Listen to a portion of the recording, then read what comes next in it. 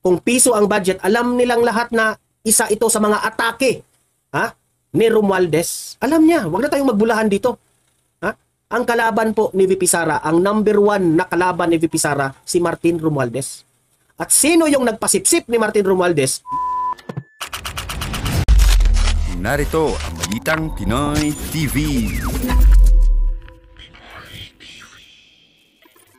Okay, ayan, we are live ngayon sa ating YouTube channel at may mga panibago na namang developments patungkol po dito kay Vice President Inday Sara Duterte na inilabas nitong News 5. Okay, so ang una nating pag-uusapan, tinanong po itong si Vice President Inday Sara Duterte patungkol po sa zero budget ng kanyang opisina.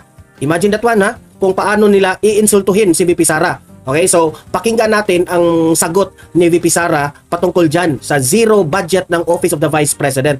Mga walang ya talaga, di ba? Okay, pangalawa nating pag-uusapan ay nagsalita na rin si VP Sara patungkol sa tanong na plano, di ba?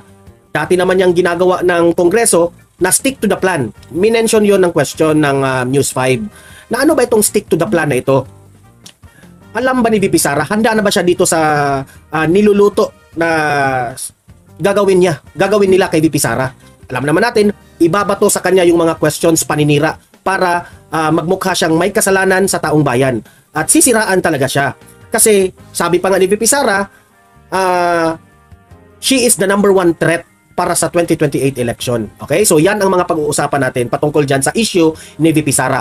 Bago ang lahat, bago natin ito pag-uusapan, help me po na i-like muna at i-share itong video na ito para guys kakalat ito sa taong bayan. Okay? Sabay-sabay nating i-like muna at i-share itong video natin, Facebook at YouTube. 1, 2, 3, go!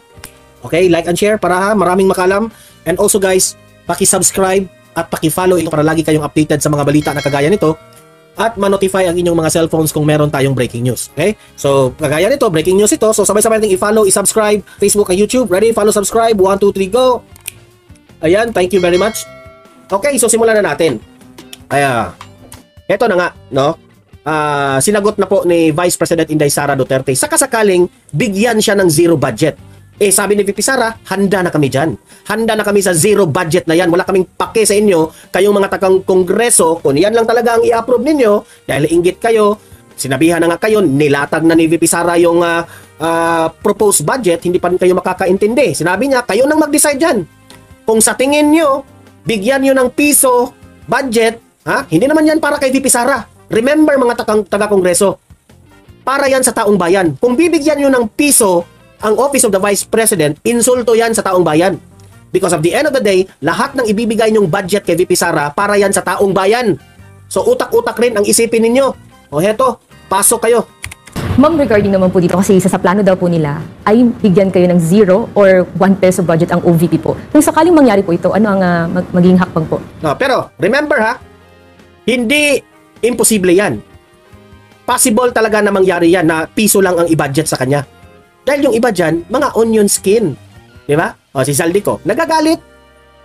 Remember, si Zaldico, hindi niya direktang sinagot ang mga issues na ibinabato ni VP Sara. Okay?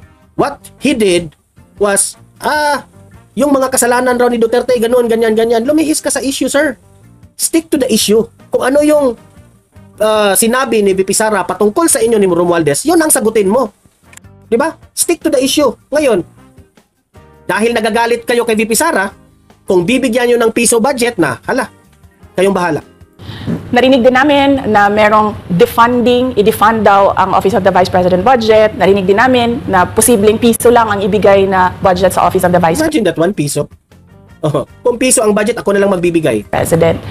Handa ako sa Office of the Vice President na magtrabaho kahit walang budget. Imagine that one. Yan ang tunay na may malasakit sa taong bayan.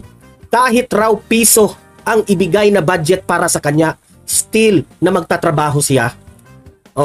Hindi ba yan insulto sa inyo mga taga-kongreso? Kayong mga representatives dyan, mga iilan? Hindi naman lahat yung mga mahilig lang kumestyon ni VP Sara. Hindi ba kayo nahihiya? Kung sakasakaling bigyan nyo ng piso na budget, magtatrabaho pa rin sila.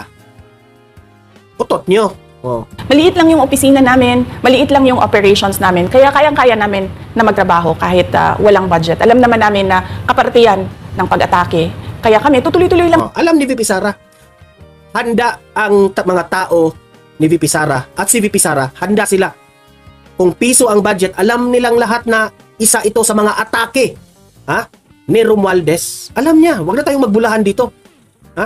Ang kalaban po ni VP Sara, ang number 1 na kalaban ni VP Sara, si Martin Romualdez. At sino yung nagpasipsip ni Martin Romualdez, yun rin, ha, ang magiging sagabal po sa pagiging Vice President ni VP Sara. Di ba? Nakakahiya sila. Piso lang ang budget pero tuloy pa rin. Oh. Alam nila, ganyan naman talaga ang politika. Kaya, mahirap umunlad ang ating bayan dito sa administrasyon na ito dahil sa mga taong ganyan.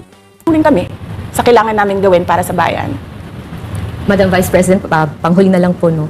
Sa kabila po ng nararanasan ninyo na pag-atake, kaliwat kanan, at ang kalagayan po ng ating bansa, ano pong inyong mensahe sa ating mga kababayan? Mensahe ni VP Sara, sa sobrang atake, halos na nga hindi siya nagpapa-apekto dito sa mga atake laban sa kanya. Kung ano-anong mga bintang patungkol sa confidential funds na wala namang katuturan, binigay na ni VP Sara ang lahat.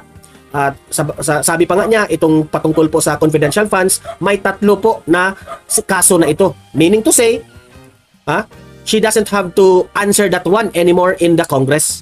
Kasi doon niya yan sasagutin sa mga kaso na ibinabato sa kanya. Di ba? Paulit-ulit na lang tayo. Kasi gusto nila ma-video in media. Pero sorry, matapang itong leader na ito.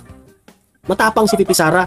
Kaya nga, sabi ng taong bayan na itong si VP Sara will be the future president of the Philippines. Ang layo ni PBBM. Tama nga yung sinabi ni former President Duterte na weak leader si PBBM. Pero itong si VP Sara, Vice President pa lamang, pero ang tapang-tapang. Ganito ang dapat maging leader. Unang-una mensahe ko sa ating mga kababayan, huwag silang magpadala sa ingay ng politika. Kung makikita natin sa kasaysayan, lagi talagang inaatake ang Vice President dahil siya yung tinitingnan ng mga tao na baka magiging sunod na presidente. So lahat ng mga gustong tumakbong presidente ay uunahin nila at atakihin talaga ang Vice President. Kaya huwag sila magpadala sa ingay ng paninira at politika. Di ba? Tama si VP Sara. Alam niya na ganyan talaga ang pattern. Ano ba ang pattern? Halos naman siguro lahat ng nagdaang vice presidente, gigipitin yan ng Kongreso. Dahil ang sa Kongreso, alam na natin yan na ang daming sip-sip talaga ng mga representatives at mga congressman. Kasi ang House Speaker dyan, dapat sila magpasip-sip. Takot silang walang budget. Di ba? So kung ang House Speaker, dahil ang House Speaker, posible rin yan na tatakbong presidente. So, meron talagang kompetensya yan. Kasi, Vice President, yan nga ang sabi ko sa inyo, na si VP Sara at si PBBM, yung tandem ng Uniteam. So, understood na yan, na if we want continuity in a certain administration, si VP Sara talaga ang susunod na maging presidente. Pero hindi. Meron pong isang tao, na hungry for power, and alam nyo kung sino yan. Diba? So, ibig sabihin, manggagamit. Manggagamit. Hindi makahintay ba? Hindi makahintay. Na alam naman niya na hindi naman siya popular. Paano yan? Yung ayuda-ayuda ninyo? Do you think yun ang rason para iboto ka ng taong bayan? Hindi. Hindi ibig sabihin, nagbibigay ka ng ayuda, malasakit na yun sa taong bayan. Hindi. Hindi. Nakikita ng taong bayan kung sino yung plastic na mga government officials at sino yung tunay na tumutulong. Tandaan nyo yan, Tandaan nyo yan. Kasi, wag nyo nang bulahin ang taong bayan. Kaya nga, sabi ni VP Sara, wag kayong magpaloko. Kayo dito sa aking channel sa Donmar TV, wag kayong magpaloko dito sa mga government officials na bibigyan na lang kayo ng ayuda. Tanggapin nyo ang ayuda. Dahil sa inyo yan, pera yan ng taong bayan. Pero remember these people na nagbibigay ng ayuda. Kung nagbibigay yan ng ayuda na walang relevance, nagbibigay ka ng walang dahilan, may ibig sabihin yan. Kasi ang ayuda po, nung time po ni former President Duterte, namimigay ng ayuda ang government, ang administrasyon. Dahil wala na talagang pera ang taong bayan kasi walang trabaho. So may reason yon. Ngayon, gumagana naman ang ating takbo ng ating mga businesses. Wala namang lockdown. Bakit mamimigay ng ayuda? Kung yung mga ayuda na yan, kung direkta natin yung ginawa ng mga bagay, kagaya ng mga sobrang mahal ng bigas natin, ibigay nyo dun. Mag-produce kayo ng mabilisang pag-produce ng bigas para hindi na tayo aangkat sa mga dayuhan. Diba? Ganon yung gagawin nyo. Hindi yung ayuda, parang nasa game show. Sus, nakakahiya kayo. Pangalawa, isa-isahin nila ang bawat papel sa budget ng 2023 at 2024 at 2025. At pangatlo, kailangan magkaisa tayo na tumulong sa mga nangangailangan. Dumadami ang naghihirap ng mga pamilya. Correct. Dumadami ang nakakaranas ng gutom. Pero ang solusyon yan ni Romualdez, ayuda. Solusyon ni Marcos, ayuda. Huwag na tayong magbulahan. Umiikot na kayo sa Pilipinas ng ayuda-ayuda. Di ba? Kailangan tayo, kaya kami tutuloy din ang trabaho namin kahit walang budget. Dahil alam namin na yan yung pinaka-importante sa ngayon. Na matulungan yung mga kababayan natin na naghihirap at walang makain. Yan yung totoong problema ng bayan natin. Di ba? Yan ang totoong problema natin sa bayan. Yung ayuda na yan, 1 week, 2 weeks, wala na yan. Ubos na yan. Ang tanong, yan ba ay tunay na pagtulong? Umaasa na lang ba tayo sa ayuda? Hanggang ayuda na lang ba tayo? Kasi sometimes, yung pamimigay nila ng ayuda, nakaka-insulto na. Nakaka-insulto na to the point na yan na lang ba talaga ang tingin nyo sa taong bayan? Bigyan ng ayuda? Pero sila, marangya, ang yayaman ng mga ito, itong mga congressman na ito, mga mayayaman. Ito na nga mga kabalita. Ano na ang masasabi nyo patungkol sa balitang ito? Please comment down below mga kabalita. Pag-usapan natin yan sa comment section. At kung di ka pa nakasubscribe sa ating channel, baka naman